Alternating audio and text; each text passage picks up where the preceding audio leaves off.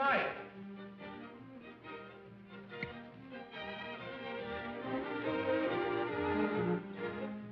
Thank you. How do you do, ladies and gentlemen? This is Orson Welles. I'm speaking for the Mercury Theater, and what follows is supposed to advertise our first motion picture.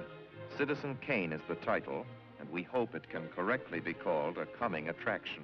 It's certainly coming to this theater, and I think our Mercury actors make it an attraction. I'd like you to meet them. Speaking of attractions, well, the chorus girls are certainly an attraction, but frankly, ladies and gentlemen, we're just showing you the chorus girls for purposes of ballyhoo. It's pretty nice ballyhoo. But here's some of our real Mercury people. This is the first time you've seen most of them on the screen. Hey, give Joe a little light. Thanks. Now smile for the folks, Joe. Smile. Joseph Cotten, ladies and gentlemen. That's it.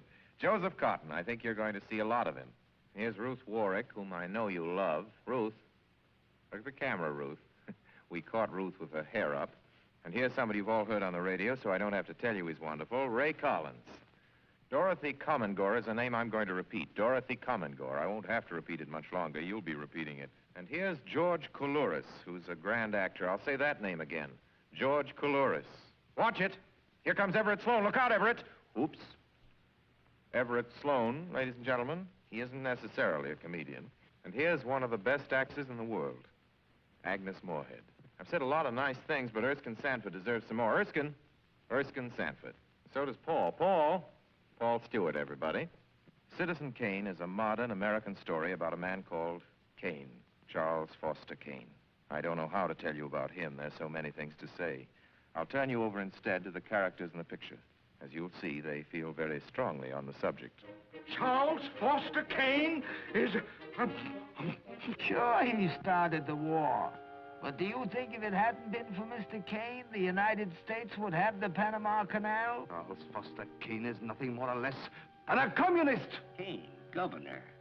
Listen, when the voters of this state and Mrs. Kane learn what I found out about Mr. Kane and a certain little blondie named Susan Alexander, he couldn't be elected dog catcher. I'm going to skin Mr. Charles Foster Kane alive. I'm going to marry him next week at the White House. Emily, I hear you've been stepping out with Charlie Kane.